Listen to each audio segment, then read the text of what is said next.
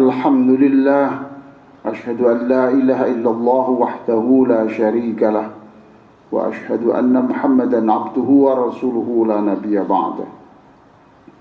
Allahumma salli ala sayyidina Muhammadin wa ala alihi wa ashabihi wa mawalah, amma ba'du.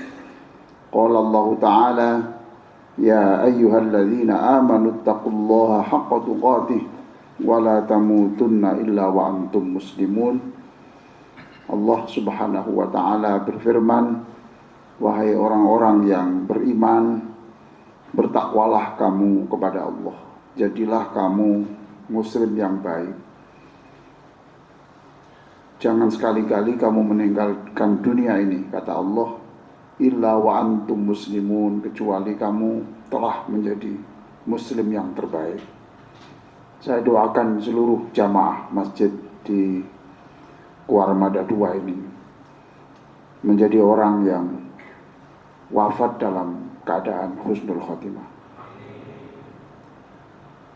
Hadirin sekalian, dalam 10 menit ke depan saya akan berbicara tentang husnudzon, berbaik sangka. Mengapa kita diajari melakukan segala sesuatu itu dengan Bismillahirrahmanirrahim, atas nama Allah, dengan nama Allah yang Maha Pengasih dan Maha Penyayang? Mengapa Al-Quran itu dimulai dengan sifat Allah yang pengasih dan penyayang? Tidak lain supaya kita menghadapi apa saja itu dengan berbaik sangka bahwa itu adalah keputusan Allah untuk kita, bukan atas dasar marahnya Allah, bukan hukuman, bukan, tetapi bentuk kasih Allah kepada kita sekalian ini. Hadirin sekalian, Al-Quran menyebut berkali-kali tentang ada siang, ada malam. Ada malam, ada siang. Dan itu berkali-kali diulang di dalam Al-Quranul Karim. Mengapa? Supaya kita tahu bahwa life is not perfect, life is not flat. Bahwa hidup itu tidak selalu datar. There are many bends, ups and down, and that is a beauty.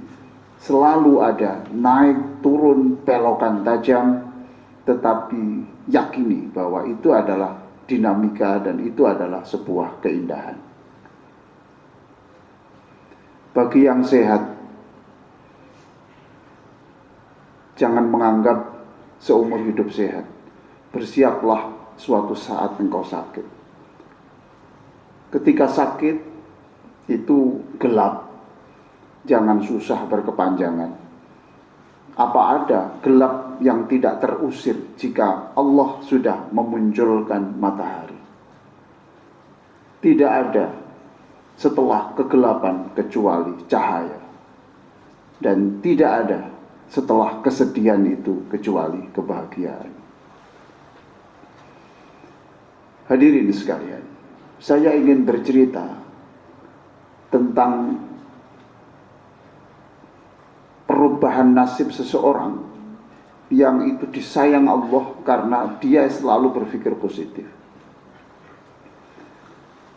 Ada orang yang namanya Qalawun, ya, dalam sejarah Islam, ya. Orang tuanya ini budak,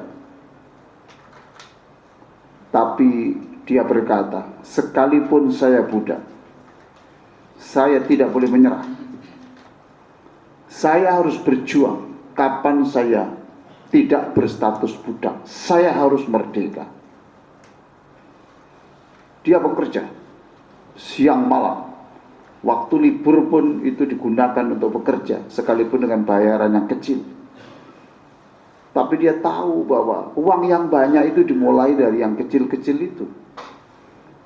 Sampailah dia bisa menabung dinar sampai dimasukkan di tas, dan dia berkata kepada majikannya, kepada tuannya, "Tuan, berapa dulu Tuan membeli saya sebagai budak? Sekian dinar. Saya sekarang sudah punya uang sekian dinar itu, bisakah uang ini saya kembalikan dan saya dimerdekakan? Kebetulan tuannya ini orang baik. Dia berkata, baik, mana dinarmu?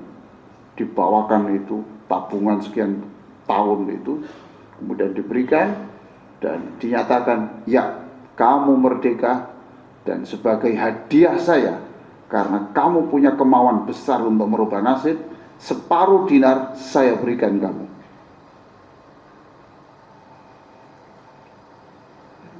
Dia berjalan dengan keriangan, tetapi di saat dia riang itu terbesit dalam hatinya, sebenarnya ini musibah atau anugerah ya ini ya gitu.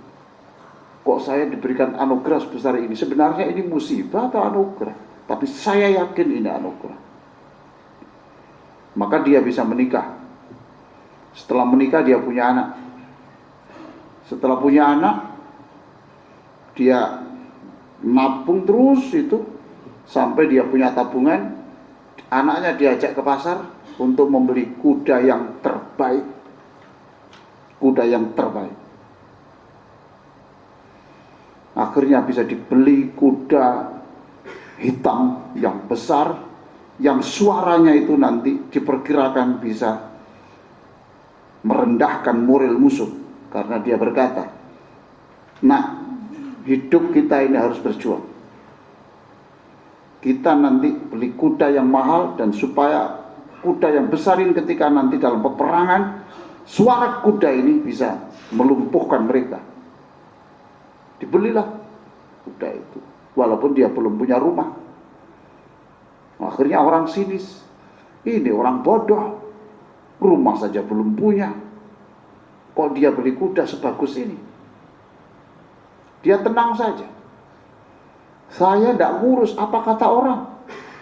Selama tidak melanggar aturan negara, selama tidak melanggar aturan agama, selama tidak ada orang saya rugikan, apa saja komentar orang tidak saya pikirkan, saya jalan.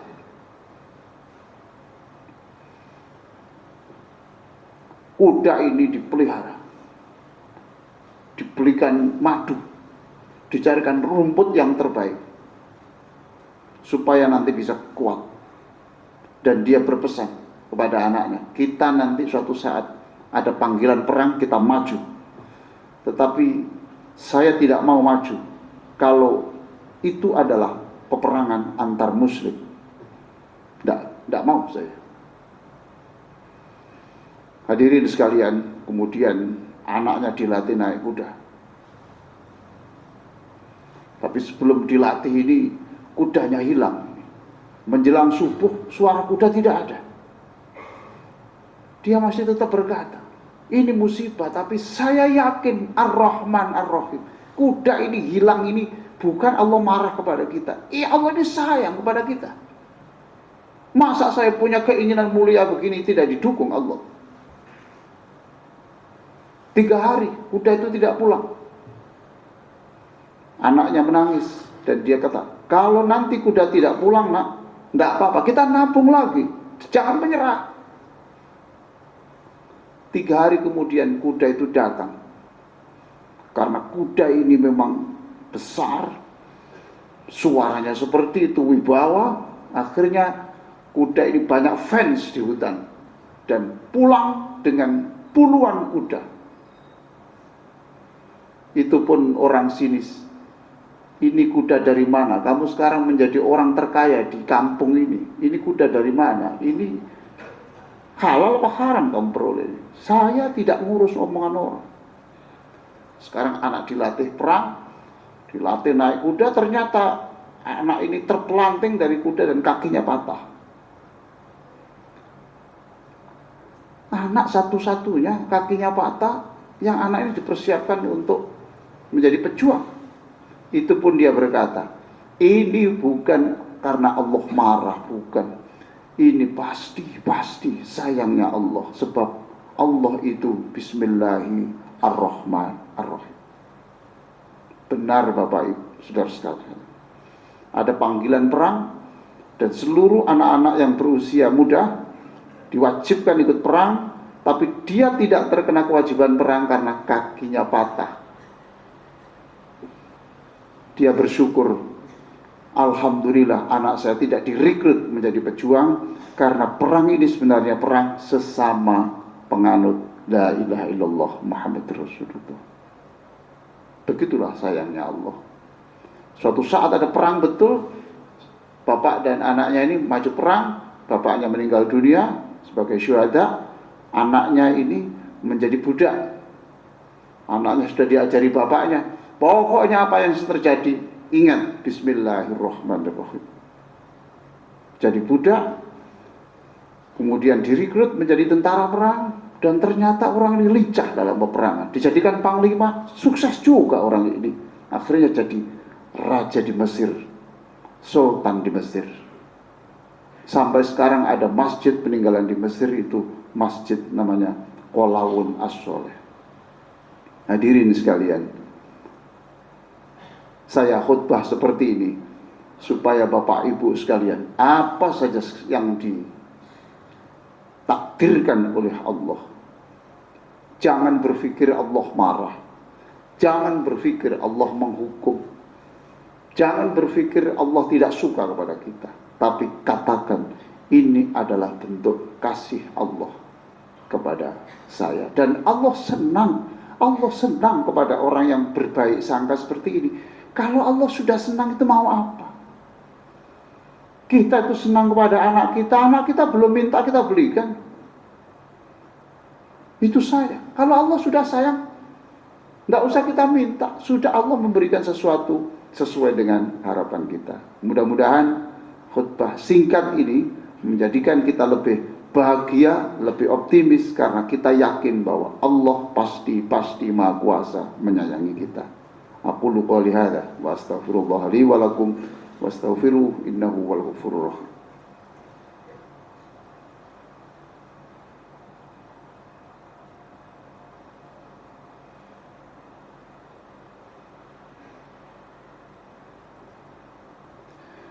Alhamdulillah, asyhadu an la ilaha illallah wahdahu la syarika lah, wa asyhadu anna Muhammadan abduhu wa rasuluhu la nabiyya ba'dah. Allahumma salli ala sayyidina Muhammadin wa ala alihi wa sahbihi wa mawalah, amma ba'du. Fa ya ibadallah, usikum bitaqwallah.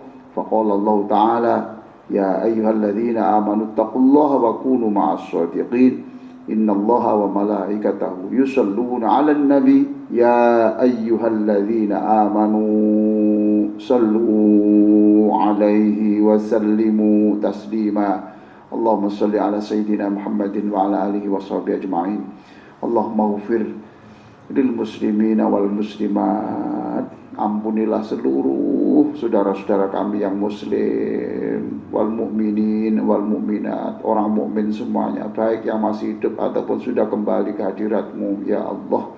Jadikan seluruh yang mengamini doa ini bisa membukakan pintu surga untuk ibunya, membukakan pintu surga untuk ayahnya, membukakan pintu surga untuk pasangan hidupnya, membukakan pintu surga untuk anak-anaknya, dan bisa berkumpul di surga bersama Rasulullah Sallallahu Alaihi Wasallam. Ya Allah, dengan sholawat Nabi yang kami baca, dengan Al-Quran yang kami baca, jadikan akhlak kami seperti akhlak yang ada dalam Al-Quran. Jadikan kami, anak-anak kami semua, akhlaknya baik seperti akhlak Rasulullah Sallallahu Alaihi Wasallam. Wahai Allah, kami bersyukur, kami terima kasih Engkau menghidupkan kami sampai Jumat ini, padahal kami bukan orang yang tidak punya dosa. Terima kasih ya Allah, Engkau masih berkenan menghidupkan kami sampai hari ini. Maka jadikan hari ini lebih baik daripada kemarin, jadikan hari esok lebih baik dari hari ini, dan jangan wafatkan kami sebelum dosa-dosa kami Engkau maafkan, dan semua ibadah kami Engkau lipat gandakan pahalanya. Rabbana atina fid dunya hasanah wa fil akhirati hasanah wa qina adzabannar. Ibadallah, innallaha ya'muru bil 'adli wal ihsan wa ita'i dzil qurba wa yanha 'anil fahsya'i wal munkari wal baghi ya'idzukum la'allakum tadhakkarun wa la dzikrullahi akbar.